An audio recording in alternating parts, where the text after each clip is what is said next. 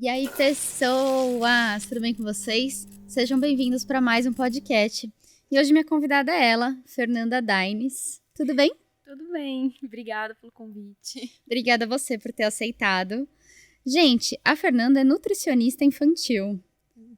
Muito legal, né? Muito legal. Posso te chamar de Fê? Pode, lógico. Fê, faltou você na minha vida, tá? Ah, faltou. Faltou. Faltou completamente você na minha vida. Mas a gente já vai chegar lá. Tá. Já vai chegar lá. Em que momento você decidiu pela nutrição, assim? Foi bem no final, realmente, da escola. Eu não sabia muito o que eu queria. E aí eu fui fazer... Eu prestei vários vestibulares e eu entrei, sei lá, em publicidade, biologia, várias coisas aleatórias. E aí eu falei assim, quer saber? Acho que vou fazer cursinho. Fiz 6 meses de cursinho. E aí eu entendi que eu gostava bastante da parte da biologia humana. Tá. No cursinho, que separou bastante essa parte da biologia. E aí, conversando com um professor meu da época da escola, falei, eu gosto muito de biologia, normal, eu queria fazer ou biologia ou nutrição. O que você acha? Aí ele me explicou cada uma dos cursos, e eu falei assim, nossa, eu acho que eu vou querer ir para nutrição. E se eu for para nutrição, um dos que vai ter contribuído com isso vai ser você. Uhum. E até hoje eu falo isso para ele, o professor Fábio, de biologia. E foi assim que eu prestei vestibular para nutrição, entrei. No primeiro ano eu pensei em sair, porque tem umas coisas muito estranhas, assim, muito mais profundas. E foi isso. Mas eu insisti mais um pouco. Aí o segundo ano começou a ficar mais legal, porque era mais nutrição humana mesmo, a parte dos nutrientes, interação com os órgãos do corpo, enfim. E aí sim eu falei, não, realmente eu gosto, vou ficar por aqui até terminar, pelo menos. E aí, é assim, tipo, depois que você faz nutrição, você, tipo, se especializa na parte de infantil? É tipo assim? Porque a gente tem 6 meses de nutrição infantil, materno-infantil na faculdade, mas tem que se especializar, né? Porque como toda faculdade é tudo muito básico, então qualquer área que a gente for se especializar precisa se aprofundar, né? Eu fiz a pós-graduação em nutrição clínica, que é uma nutrição que é focada para doenças, e também é uma nutrição mais para doenças em geral, assim, lá na Faculdade de Medicina da USP. E lá eu descobri a nutrição comportamental. Então, hoje tá bem na moda, né? Todo mundo sabe sobre nutrição comportamental. A maioria das pessoas sabe, como que você tá comendo, por que você tá comendo e tal. E eu comecei a gostar muito disso. Eu comecei a ir mais pra essa área clínica. De atender, né? De atender pessoas pra emagrecer e tal. Pessoas que já passaram por várias dietas. E aí, fiquei nessa, no consultório. Aí atendi por plano de saúde também, fiquei bastante nessa área assim de atendimento clínico de adultos. Só que aí na pandemia virou tudo de cabeça para baixo, né? E saí da clínica que eu tava, de plano de saúde e tal. E passou um ano, 2021, teve eu ainda moro próximo da escola que eu estudava, né, quando eu era criança. E aí um desses professores, que era muito próximo meu, faleceu. E depois de uns 6 meses, teve a coordenadora do berçário dessa escola, me chamou para trabalhar lá, como nutricionista do berçário. Aí eu falei assim, eu vou só porque é uma vez por semana, porque eu não gosto de criança, eu não sei lidar com criança, eu não quero lidar com os pais, mas eu vou porque é a minha escola, né? A escola que eu praticamente me criei. E aí eu comecei a ir lá, não tinha jeito nenhum com as crianças. Eu achava que eu não tinha jeito nenhum. E aí teve uma das professoras que falou assim, nossa, mas você tem muito jeito com criança. Aí eu falei assim, não é possível. Eu não conheço nenhuma criança, não tem criança, sabe? Não vivo com crianças, né? Na minha família não tenho convivência. Aí, e uma falava, a outra falava, todo mundo ia falando. Eu falei assim, gente, realmente eu devo ter jeito com criança. Tá todo mundo falando? E aí eu comecei a gostar, né? Eu comecei a ver que realmente tinha jeito. São criancinhas de berçário, então é assim, até no máximo 3 anos. Então é bebezinho de 6 meses até 3 anos. Eu comecei a gostar bastante. E aí eu comecei a buscar os cursos mais especializados para nutrição infantil. Porque aí começou também a chegar a demanda de criança alérgica à proteína de leite, criança no berçário mesmo, né? A proteína do leite, alérgica a ovo, acontece muito, né? Tem bastante, tá acontecendo muito isso. E aí eu comecei a procurar mais isso, criança em introdução alimentar, né? E aí eu comecei a gostar muito disso. E aí eu comecei a trabalhar em clínica com isso. Então comecei a atender particular, as crianças e tal. E aí um universo, assim, se abriu pra mim, total. Porque, atender... eu gosto muito de atender em clínica, atender particular, né? Ou até atender em grupo, assim. Mas de atender, sabe? Sim. E, enfim, é muito, muito legal. Então, porque nesse momento, né, nesse momento aí inicial, que realmente tá acontecendo a formação toda de um paladar, de uma iniciação de tudo, né? Exato. E aí foi que eu brinquei com você, né? Falei, cara, faltou você na minha vida, né? Cara, eu tenho 31 anos de idade. Até 4 anos atrás, eu era uma pessoa que literalmente comia macarrão e nuggets. Só, mais nada. Só. Que bom que você mudou. Mas calma, não melhorei tanto, tá? Não fica tão feliz assim. Não sai esbanjando felicidade aí. 5 anos atrás, na real. Aí conheci meu marido. Aí ele foi morar comigo. E ele come tudo. E aí ele chegou lá e eu falei, eu só como macarrão e nuggets. Ele falou, tá bom, ué. Vou fazer o quê? Tipo, você só come macarrão e nuggets, siga comendo seu macarrão e seu nuggets. E aí eu lembro que logo no começo a gente foi num nutricionista.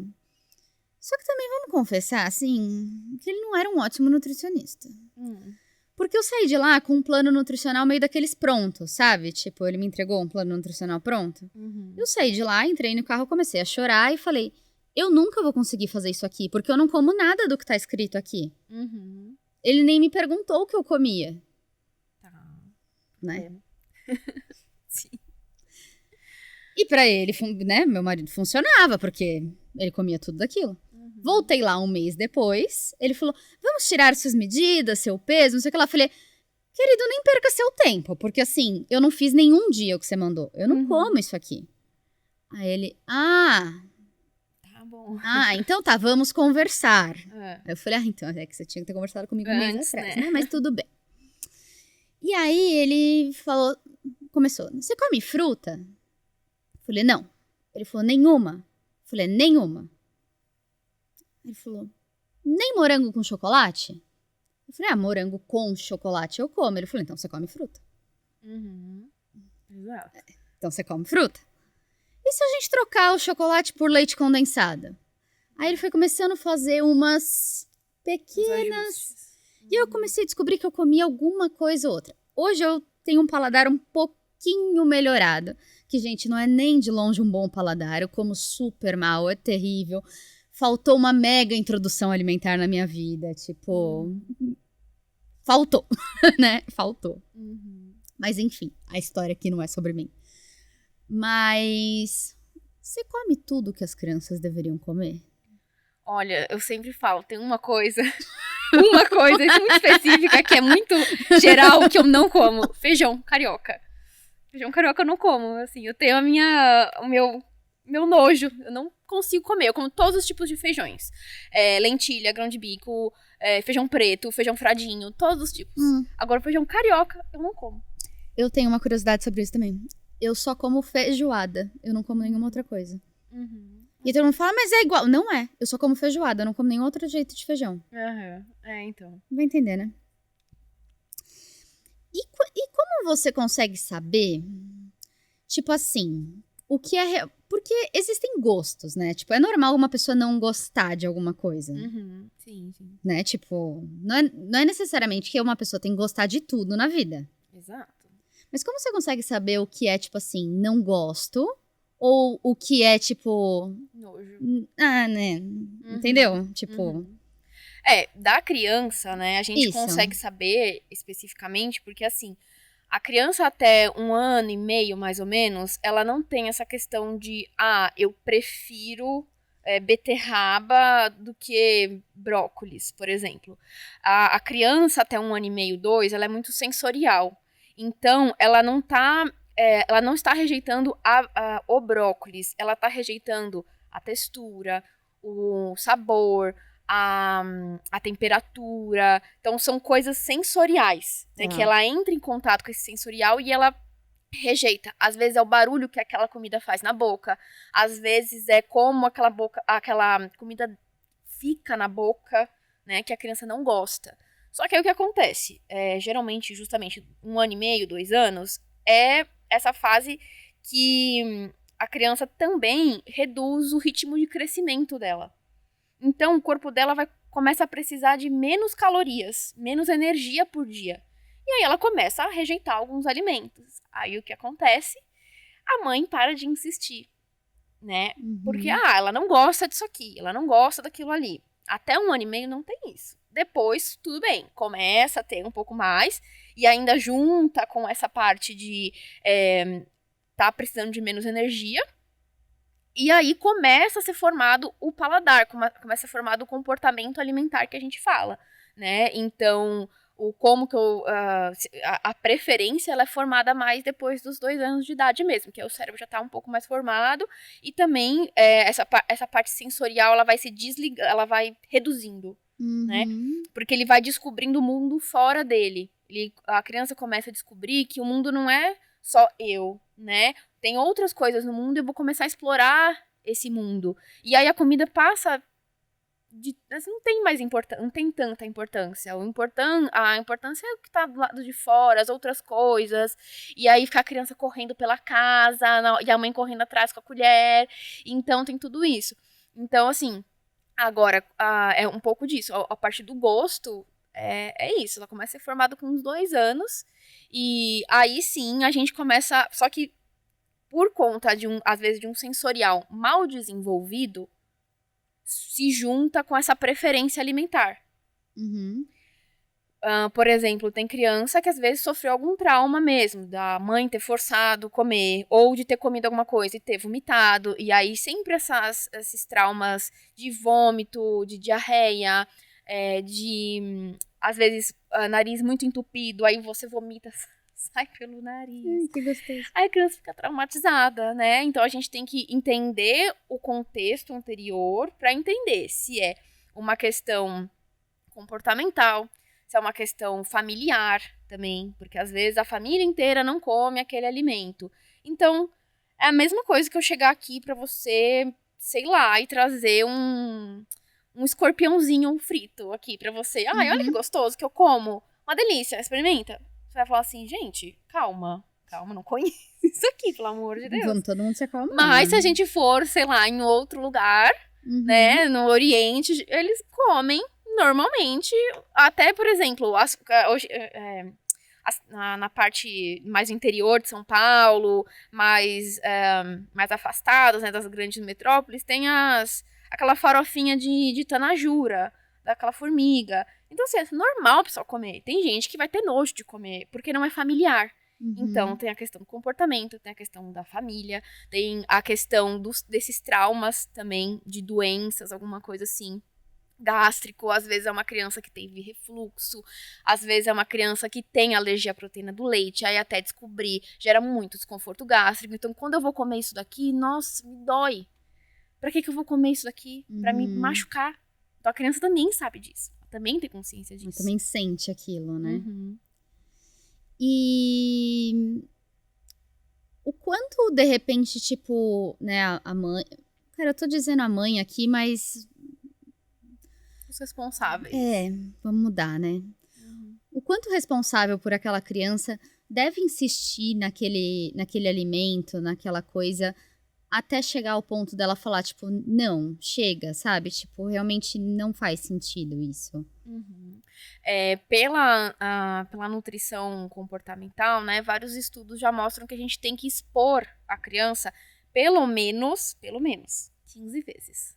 Meu Deus, 15 vezes. Se alguém me der 15 vezes uma coisa, eu acho que eu morro.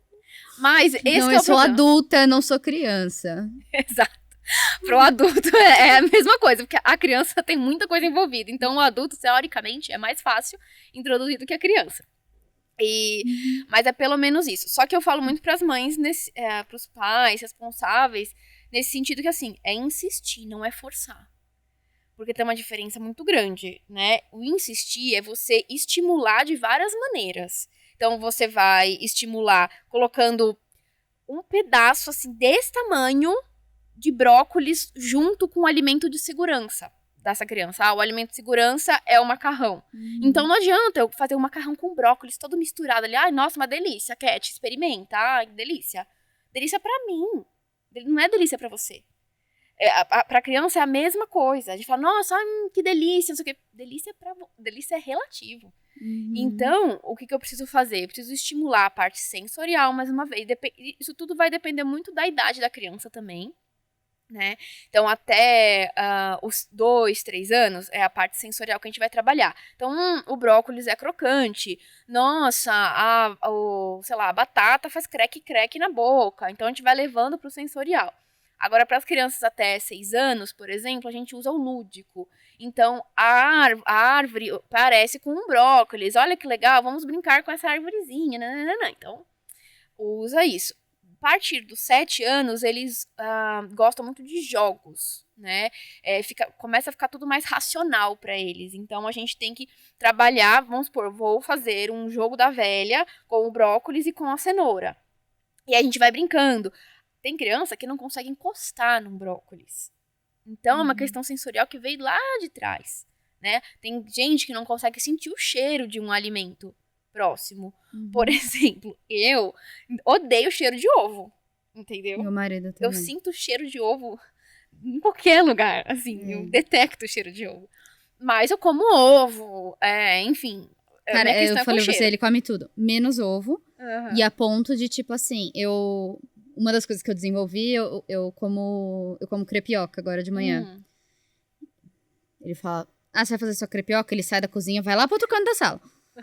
Aí ele fala, faz logo esse negócio, come aí no canto da cozinha, você não me venha pra cá com esse negócio. Porque o cheiro pra ele é tipo... forte. Isso, então, assim como a gente tem, as crianças também têm. Então, o que adianta você pegar a sua crepioca lá e esfregar na cara dele?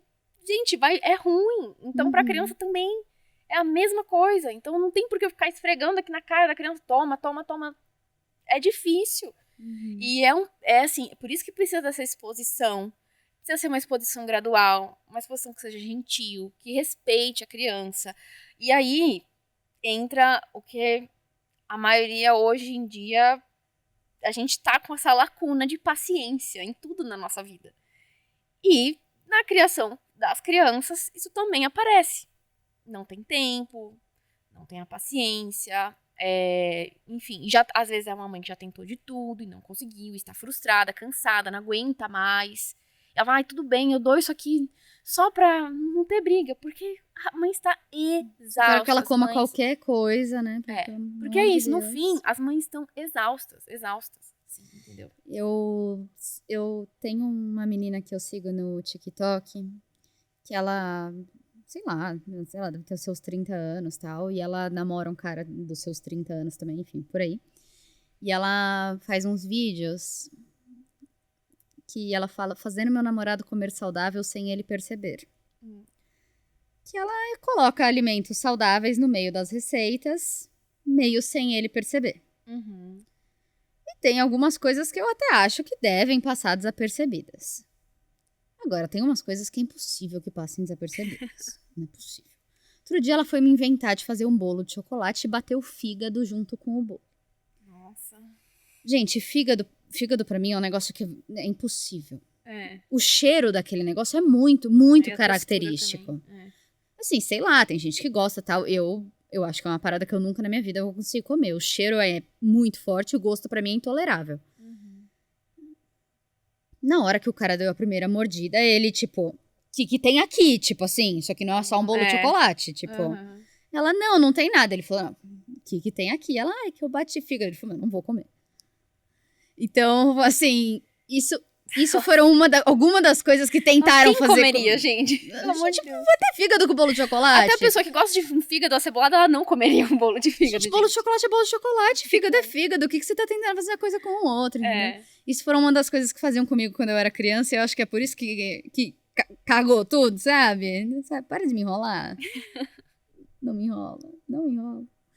Então, ela faz umas coisas dessas, assim, sabe? De tentar dar uma ludibriada nas coisas, assim, sabe? Isso eu acredito que seja um problema, né? Tanto com com qualquer pessoa que você goste, né?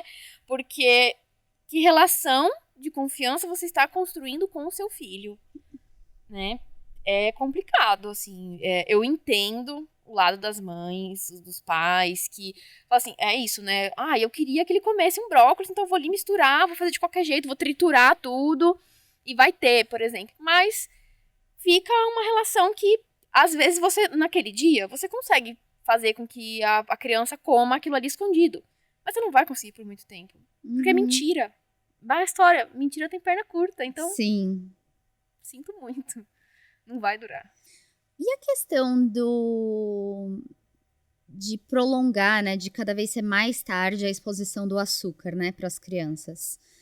É uma coisa que essa preocupação veio mais recente, né? Assim, pelo menos na minha época, não. Eu era uma criança de 2 meses lambendo um brigadeiro, sei lá. Exato. Tipo isso. Tipo isso. É uma coisa talvez um pouco mais recente, não sei de quantos anos pra cá, mas enfim, há 30 anos atrás não se era uma preocupação. Tem-se um porquê? Qual a lógica disso? Você consegue explicar um pouco disso pra gente, assim? A lógica disso é uma população que, né, mais adulta, nossa geração, que sobreviveu, né? Eu tomava Coca-Cola na chuquinha, né, na mamadeira. Minha mãe me dava com, sei lá, 8 meses. Eu já tive um monte de problema de cárie, eu já tive placa bacteriana, entendeu? Então, tipo isso, é um dos problemas que eu tive. Outras pessoas desenvolveram diabetes, já tem isso, 35 anos, com diabetes, colesterol alterado. Então, hoje em dia, a gente já sabe o impacto do açúcar na saúde humana, né? Hoje, agora, a gente já está viciado, não tem o que a gente fazer, porque nós somos marmanjos, né? Mas, assim, e as crianças? Pra que a gente vai expor elas ao açúcar? A OMS, né, a Organização Mundial da Saúde, recomenda que seja a partir dos 10 anos. Mas quanto mais a gente conseguir evitar, melhor. Óbvio que não precisa ficar uma coisa super bitolada, né, assim, neurótica, porque aí é mais uma preocupação para aquela mãe ter. Porque aí entra a mãe brigando com a mãe brigando com a sogra, e aí vira aquele caos por conta do açúcar. Então, assim, óbvio que precisa ter uma parcimônia, mas dentro de casa não precisa ter o açúcar, porque já é comprovado que o açúcar, ele causa todas as doenças crônicas não transmissíveis que a gente conhece. Então, obesidade, diabetes, hipercolesterolemia, câncer também, né? Então, assim, não tem porquê você expor seu filho a isso. Gente, eu lembro, os absurdos, né, que realmente eram, né? Eu lembro da minha avó pegando a minha chupeta e passando na calda do pudim. E me dando a chupeta. Então. Mas realmente foi assim, mas qual a necessidade? Exato, pra quê? Eu já ia pegar a chupeta sem calda com calda, sabe? Exatamente. Não, pegava, lambuzava na calda do chupeta, pudim. Assim. Estímulo. Olha que absurdo. Mas é aquele negócio, era o conhecimento que elas tinham na época e elas, né, porque, o neném tá com vontade. Não, ele não tá com vontade. O neném até 2 anos, ele não sente vontade. Ele nem vai conhece se espelhar. O açúcar, né? Ele vai se espelhar. Se você tá comendo açúcar, ele vai querer comer. Não é que ele vai querer comer o açúcar. Se você estiver comendo, tem vários vídeos na internet que a mãe pega, assim, um bombom e aí ela faz assim, que delícia esse bombom, não sei o quê, e começa a fazer assim. Aí a criança fica, assim, desesperada, querendo pegar o bombom. E aí a mãe pega e dá uma outra coisa. Sei lá, um morango, uma coisa assim. A criança pega e coloca o morango na boca e come, normal. Porque não é pegar, é ouvir o barulhinho daquele bombom, por exemplo. Então a gente acha que a criança até uns 2 anos, ela quer o que a gente tá comendo. Mas ela não quer exatamente o que a gente tá comendo. Ela só quer mastigar, às vezes. Ela quer te imitar, porque você está mastigando. Então, bebê é muito assim. Até 1 ano e meio, 2 anos é mais ou menos assim. Eles fazem tudo por imitação. E nisso também veio um pouco... Outro dia eu tendo uma conversa dessa com o meu marido e com uma amiga sobre a preocupação que também veio um pouco nas escolas também, né? Da mudança das cantinas, das escolas, né? Porque também, na minha época de escola, vendiam-se coisas nas cantinas que... Oi? Sim. Era 9 da manhã, vendia hot dog, batata frita, Risole. cheeseburger, risole, coxinha. Aquelas balinhas Dentro da ácidas. minha escola tinha um McDonald's. Nossa, caramba. Não vendia lanche, tá? Fica tranquila, não vendia lanche. Mas vendia, era daqueles McDonald's que vendia só sorvete. Ah, tá. Mas você podia comprar um sorvete do McDonald's às 9 da manhã, gente. Olha essa insanidade. E aí, enfim, no meio dessa conversa, chegou, assim, da minha amiga dizer... Ah, mas na minha época era melhor. Não era, irmã, não era melhor, tipo... Era melhor porque você é saudosista e acha que era melhor porque você viveu isso. Mas, assim... Não é o que é mais saudável pro seu filho quando você... Ela não tem filho, mas assim, quando você tiver um filho, não é o que é melhor. Tipo, você não quer que seu filho às 9 da manhã coma um cheeseburger, uma batata frita e um sorvete do Mac. Não é um dia. A gente tá falando que seu filho vai pra escola de segunda a sexta durante um ano, sim, todos os dias. Sim. E se ele não comesse, por exemplo, se você não comia, nossa, ela não come, ela traz o lanche de casa, que absurdo. Então, isso de ter essa legislação que melhorou essa parte das cantinas, de reduzir esses alimentos às frituras e os açúcares, realmente é uma coisa que, assim... não estava conseguindo mais se controlar, né? E como eu te falei, já são vários estudos gigantescos, várias diretrizes mundiais falando que tudo isso é prejudicial. A criança, ela é muito suscetível ao social, a todas essas exposições. Porque a gente consegue parar e pensar, 9 horas da manhã eu comer um risole... Eu sei que, assim, eu tô com vontade, vou lá e como. Mas assim, eu sei que não vai fazer bem pra mim. E não vou fazer isso todo dia, a criança não né? sabe. Tipo... A criança, por mais que você fale assim, vai fazer mal pra sua saúde, ela não tem essa coisa de, nossa, realmente vai fazer mal pra minha saúde. Porque quando eu tiver 30 anos, 40 anos, eu vou ter diabetes. Ai, diabetes é muito ruim. A criança não tem essa noção. Então, aí entra o poder do Estado. Então, assim... o Estado, ele tem que entrar com essas políticas públicas para melhorar toda essa questão de não deixar essa criança tão vulnerável, né? Tão vulnerável. Mas o programa de alimentação escolar, ele é o programa de política pública mais antigo do Brasil, né? Ele, ano passado, se eu não me engano, ele fez 50 anos. Então, é um programa que existe há muitos anos para garantir acesso à comida das crianças, porque tem criança que não come pra comer na escola, né? Só que aí, assim, tudo bem, ela não come em casa. Mas começou a virar essa chave de comer industrializado na escola. Então, tudo bem, eu não como em casa, mas eu vou comer salsicha na escola, eu vou comer fritura na escola, embutido. Então, eu tô trocando uma desnutrição por doenças crônicas, né? Então, o quanto né? O quanto tá sendo bacana essa coisa, assim, né? Realmente. Não, e eu lembro, eram, assim, coisas insanas, assim, que vendiam na cantina da escola. Eu adorava comer, lógico que adorava, mas é isso, né? Sem nenhum pensamento do... Não penso no amanhã, quando você é criança. Imagina. Não penso no amanhã nem direito hoje, imagina quando... Que dirá. Que dirá quando eu tava na escola, né? E eu me lembro, assim, eu fui muito criada pela minha avó, assim, né? Minha avó me mandava eu levava muito lanche de casa e tal, mas ela me mandava um egg sponge, sabe? Aquela bisnaguinha. Um mini refrizinho.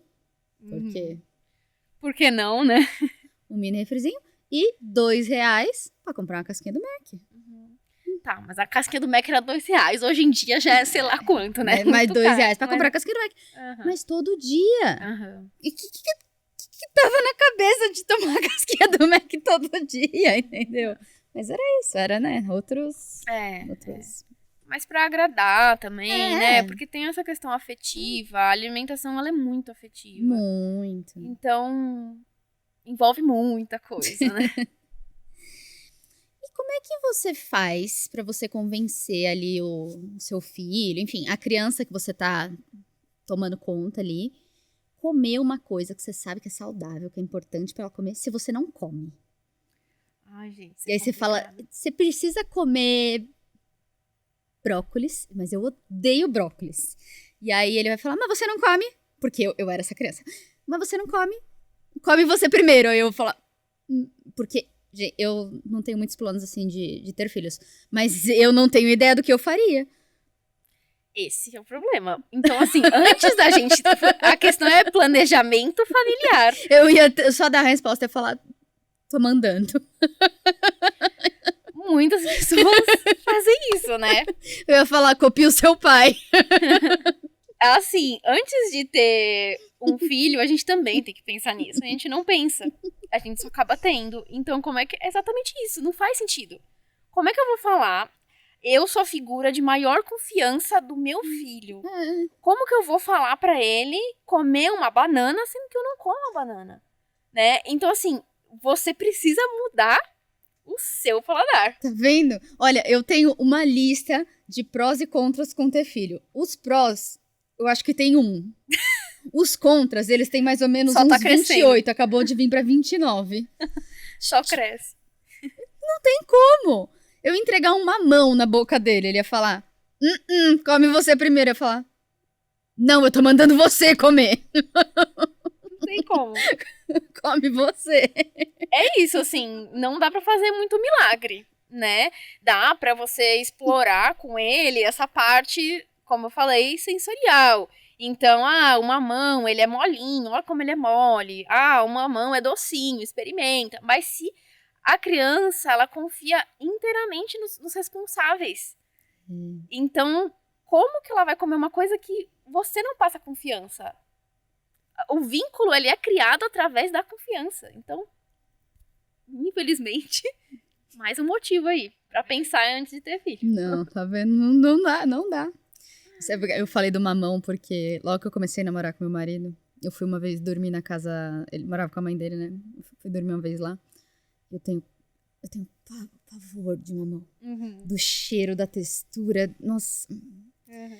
E aí eu acordei e a mãe dele ela picava a mamão pra ele, assim. E aí ela tinha picado mamão pra mim. E aí ela... Toma, Cat. Eu... Não, obrigada. Toma, Cat. Eu... Não, obrigada. Aí depois de uns 18, toma, Cat. Eu... Tá. Mano, eu fui, espetei os piores. Todos de uma vez, pus na boca, engoli. Falei, meu Deus, eu vou vomitar. Aí ele olhou pra mim e falou, você tá bem? Eu falei, não. Ele falou, por que você comeu? Eu falei, porque eu já tinha falado 18 vezes não, eu não sabia mais o que fazer. Aí ele olhou pra ela e ele falou, mãe, ela odeia. Aí ela, ai, desculpa, eu não sabia. Mas assim... E aí ela é super fofinha, cara. Eu amo minha sogra, ela é uma graça. Mas assim, toda vez que ela vai viajar com a gente, ela passa o dia me oferecendo comida. E geralmente comidas que eu não como. Aí ela fica, quer não sei o quê? Aí ele fica, mãe, lembra que ela não come nada? Aí ela, eu esqueço. Ai, meu Deus. É difícil. Uma pessoa com tantas restrições alimentares é difícil.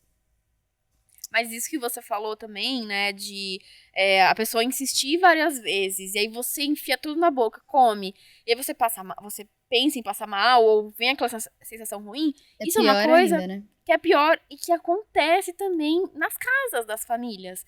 Porque insiste, aí você, nossa, de tanto você falar, a criança fala, ai, eu vou falar de novo que eu não consigo. A autoestima da criança fica completamente abalada. E eu vou falar mais uma vez, vou decepcionar mais uma vez minha mãe.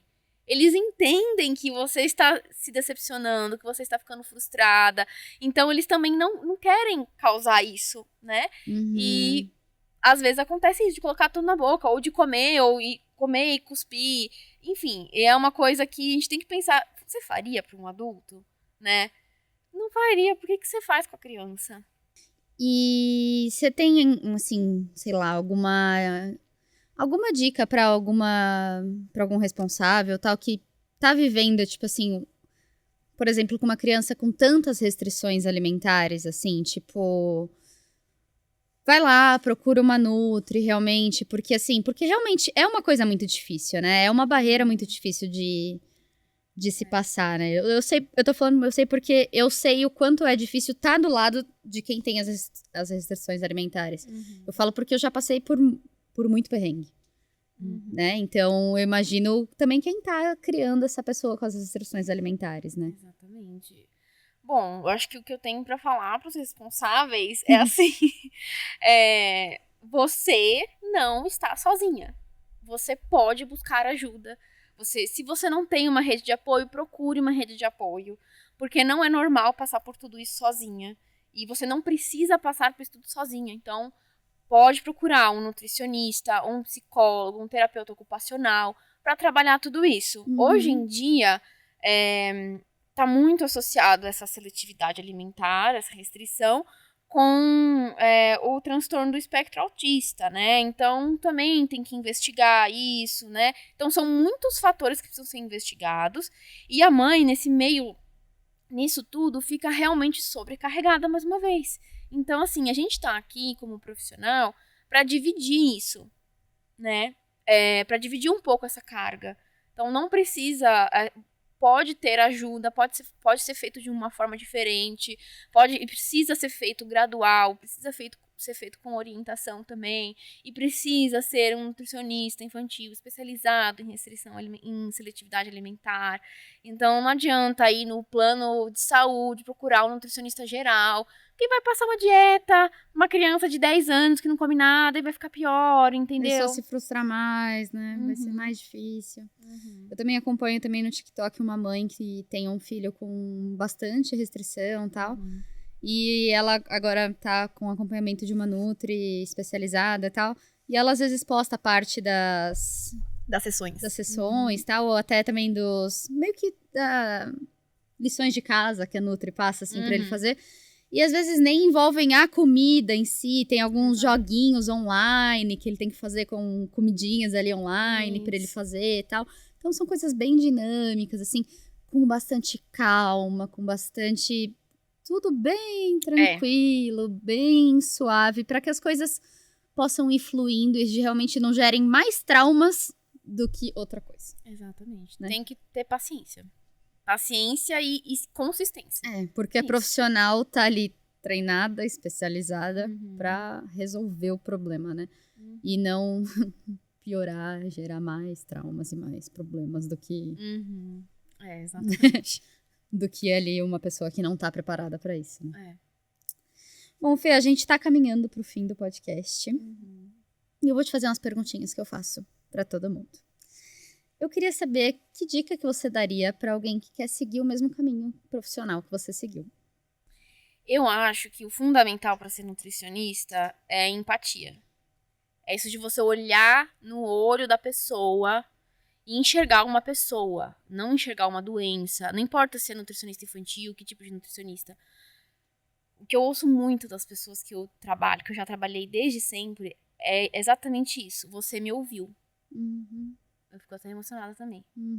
Você me ouviu. É só isso que as pessoas precisam. Às vezes você não precisa resolver o problema da pessoa. Você precisa ouvir a pessoa. Então, para a pessoa que quer ser nutricionista, ouça. Baixa sua bolinha. Tratar ela como um indivíduo único, né? Ouvir ela como... E é isso, e ver a pessoa como uma pessoa, não como uma doença. Não é uma pessoa que tem obesidade, não é uma pessoa que tem seletividade alimentar. Não é uma pessoa com não é câncer. É uma pessoa, tem gostos, tem preferências, enfim, tem tudo, né? É um ser humano, né? Sim. Não, realmente, é muito importante. Eu tenho certeza disso, porque eu já fui muito não escutada, tipo...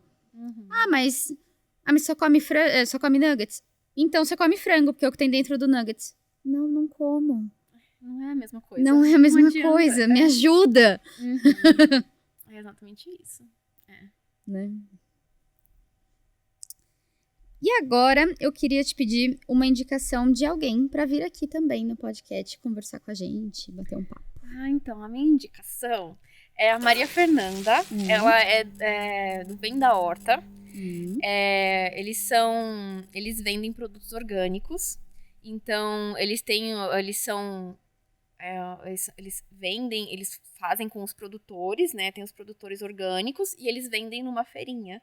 Então, eu acho que assim, a gente precisa muito divulgar os alimentos orgânicos, porque todo mundo acha que é aquele alimento caro, que tá lá no mercado, naquela rede de mercado, que é super cara. Sim.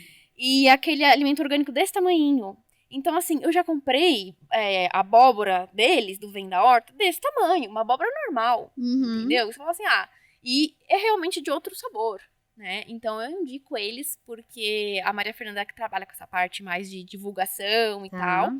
E é isso, assim, esse acesso aos orgânicos, acesso ao pequeno produtor, falta muito isso. Acho que todo nutricionista tem um bordão de tem que desembalar menos e descascar mais. Esse é o nosso bordão de todo nutricionista.